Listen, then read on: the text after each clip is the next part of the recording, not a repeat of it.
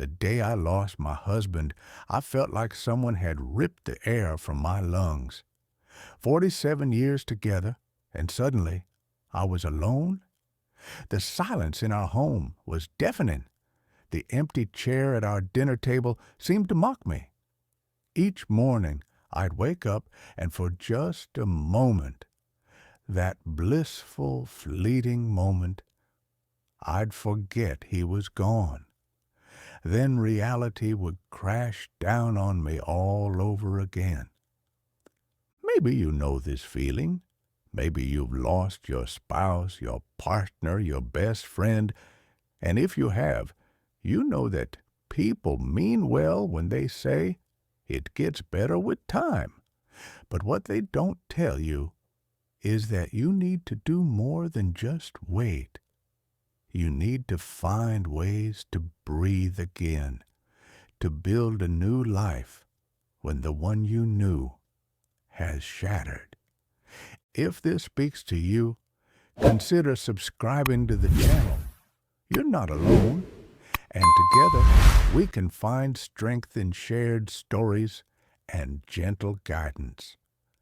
In this video, I want to share 5 habits that helped me move forward after losing my husband. These aren't quick fixes. Grief doesn't work that way, but they are small steps that helped me find moments of peace, purpose, and even joy when I thought those feelings were gone forever. Stay with me until the end, because these 5 habits might seem simple, but they made all the difference in my journey through grief. And if you're struggling right now, I want you to know that while the pain never completely disappears, there are ways to make room for it while still finding reasons to get up each morning. Now, let's get started. Habit 1. Creating morning rituals. The hardest part of grief for me was facing each new day. Mornings were brutal. The empty side of the bed, the quiet kitchen, the realization that another day without him had begun. Take Margaret, a 73-year-old woman I met in my grief support group. Her husband of 52 years died suddenly of a heart attack. The mornings were unbearable, she told me. I'd wake up and just lie there, not seeing any reason to get out of bed. But then Margaret created a simple morning ritual. She'd make a cup of tea, her husband's favorite blend, and take it to the porch, where they used to watch the sunrise together. She'd say good morning to him, sometimes talk about her plans for the day, or just sit quietly watching the world wake up. It didn't take away the pain, she said, but it gave me a gentle way to start the day, a bridge between sleep and facing the world again. I developed my own ritual, too. Each morning I write in a small journal. Just 3 things I'm willing to notice that day. Not things I'm grateful for. In early grief, gratitude can feel impossible. Just 3 things I'm willing to see. The cardinal at the bird feeder, the taste of my coffee, the warmth of sunlight through the window. Simple observations that anchored me to the present moment. Having this ritual gave structure to my mornings when everything else felt chaotic. It wasn't about moving on or getting over it. It was about creating a gentle path into each new day, honoring my grief while still participating in life. If you're struggling with mornings, consider creating your own ritual. It doesn't need to be elaborate. Light a candle, say a prayer, step outside for fresh air. Anything that helps you transition into the day with intention, rather than just being ambushed by grief the moment you open your eyes. Habit 2. Moving my body every day. After my husband died, my body seemed to forget how to function properly. I couldn't sleep. I had no appetite. My muscles ached from tension I didn't even realize I was carrying. I felt physically heavy, like grief was a weight pressing down on me. I met William, 79, at the community center. He'd lost his wife of 61 years to cancer. For months, I barely left my recliner, he told me. My daughter would visit and find me in the same spot she'd left me the day before. But then William's doctor told him something important. Grief lives in the body as much as in the mind.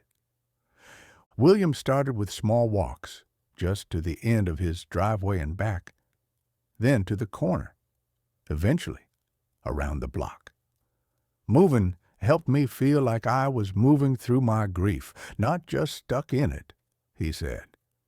On days when the sadness was overwhelming, I'd walk faster, as if I could outpace it for a little while. I found the same to be true. I started with gentle stretching each morning, then short walks, then swimming at the local pool, the weightlessness of being in water somehow matching how untethered I felt in my life. Movement didn't take away my grief, but it gave me moments of relief, small windows where the physical sensation of moving my body took precedence over the ache in my heart. This habit isn't about exercise as distraction or about getting in shape. It's about remembering that you still have a body that needs care, that can still feel sensations beyond pain. It's about giving your nervous system a chance to regulate through movement when emotions feel too intense to bear. Habit 3. Reaching out, even when it's hard. One of the cruelest aspects of losing a spouse is how it can isolate you. Couples you socialized with for decades suddenly don't know what to do with just one of you. Invitations dwindle, phone calls become less frequent, and in your grief, it's easier to withdraw than to make the effort to connect. I remember sitting at home one evening, realizing I hadn't spoken to another human being in 3 days. The silence was suffocating. I thought about calling my daughter, but I didn't want to burden her with my sadness again. I thought about calling friends, but I worried I had nothing to offer a conversation except my grief. Then I met Eleanor, 75, at a community event. She'd lost her husband 5 years earlier. The biggest mistake I made, she told me, was waiting for others to reach out to me. I had to learn that sometimes, even when it's hard, you have to be the one to pick up the phone. Eleanor made a simple commitment: 3 human connections a week. Sometimes it was coffee with a friend, sometimes just a phone call to her neighbor, sometimes volunteering at the library for a few hours. Not every interaction was meaningful, she admitted, but each one reminded me I was still part of the world. I started small, texting my grandchildren, calling an old friend, even just chatting with the cashier at the grocery store. Some days, these interactions felt like all I could manage. Other days, they were a lifeline pulling me back into the world of the living.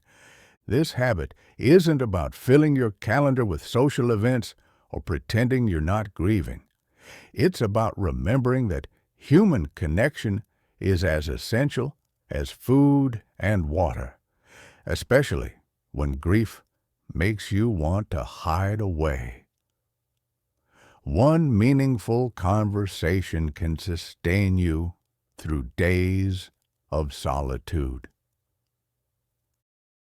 Habit 4. Finding purpose in small acts of service. After my husband died, nothing seemed to matter anymore. The future I'd planned, the goals we'd shared, they all disappeared with him. I found myself asking, what's the point? More times than I can count. The emptiness was overwhelming. Then I met James, 82, who'd lost his wife 3 years earlier. For decades they gardened together, growing vegetables they shared with neighbors. After she died, James couldn't bear to look at their garden. It sat untended for a full year. Then one spring day, he told me, I saw weeds taking over her favorite rose bushes. Something in me couldn't let that happen. James started small, just tending those roses, then planting a few tomatoes. Eventually, he was growing enough to share again. I started bringing vegetables to a nearby senior center, he said. Nothing fancy, just a few fresh tomatoes or cucumbers for those who couldn't grow their own anymore. The first time an elderly woman told me my tomatoes tasted like the ones her father grew when she was a girl. That was the first moment I felt something besides grief. I found my own small purpose in unexpected ways. My husband had always handled our finances, and after he died, I discovered many seniors in our community struggled with money management too. I'm no expert, but I started a small group where we help each other navigate bills, insurance forms, and budgeting. Each time I help someone understand a Medicare statement or set up automatic payments, I feel a spark of meaning. This habit isn't about grand gestures or completely reinventing yourself. It's about finding small ways to be useful, to remember that you still have something to offer the world. These acts of service create moments of purpose when grief has stripped away so much of your identity and meaning. Habit 5. Making space for joy without guilt. Perhaps the most difficult habit I had to learn was allowing myself to experience joy again. The first time I laughed after my husband died, really laughed, not just a polite chuckle, I was immediately overwhelmed with guilt. How could I feel happiness when he was gone? It felt like betrayal. I met Sophia, 77, at a community concert. Her husband had died 2 years earlier. We got talking during intermission, and she told me something I'll never forget. Grief and joy aren't opponents in a battle where only one can win. They're more like weather patterns that can exist in the same sky. Sophia described how she'd forced herself to do one thing each week that might bring her joy. Visiting an art museum, attending a concert, baking her favorite cookies. Many times, I felt nothing, she admitted. But occasionally, I'd experience a moment of delight. And each time I had to remind myself that feeling joy doesn't mean I'm forgetting him or dishonoring his memory. I started small, watching comedy shows my husband and I had enjoyed together, reading novels again, accepting an invitation to my granddaughter's dance recital. Some days, grief would swallow any chance of joy. But other days, I'd find myself smiling, laughing, or simply feeling interested in life again, if only for a moment. The guilt was always there at first, but gradually I realized something important. My husband, who loved me, would never want me to live a joyless life. Allowing myself moments of happiness wasn't betraying his memory. It was honoring the love he'd always shown me. This habit isn't about getting over your loss or pretending everything is fine. It's about understanding that grief and joy can coexist. It's about giving yourself permission to experience the full range of human emotions, even as you continue to miss and love the person you've lost. Looking back at the 5 habits we've discussed, creating morning rituals, moving your body every day, reaching out even when it's hard, finding purpose in small acts of service, and making space for joy without guilt, I realize they all share something in common. Each one is a way of saying, I am still here. My life continues to have meaning. Grief changes you. There's no going back to who you were before your loss. But these habits helped me build a bridge from the life I had to the life I needed to create for myself. They didn't erase my grief. Nothing can do that.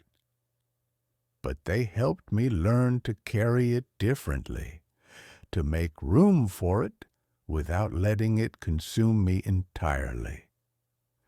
Take a moment to ask yourself, which of these habits might help you breathe a little easier in your grief? Which one feels like a small step you could take tomorrow morning? Remember, healing doesn't happen all at once. It happens in tiny moments of choice, in small acts of courage, when you choose to engage with life even when it hurts. If you're in the depths of grief right now, please know that you're not alone. What you're feeling is the natural response to profound loss. Be gentle with yourself. Move at your own pace, and know that while the pain may never completely disappear, your capacity to experience other emotions alongside it will grow. Thank you for joining me today. I'd love to hear from you. Leave a comment below and share one thing you found helpful in your own grief journey, or perhaps something from this video that resonated with you. Your thoughts are important to us, so don't hesitate to share them. Reading your comments gives us great motivation and encouragement. If you enjoyed this video and found it helpful, please like, subscribe to the channel, and share it with someone who may need it. Your support helps us continue creating content to inform, comfort, and inspire. Thanks for watching, and I look forward to seeing you in the next video.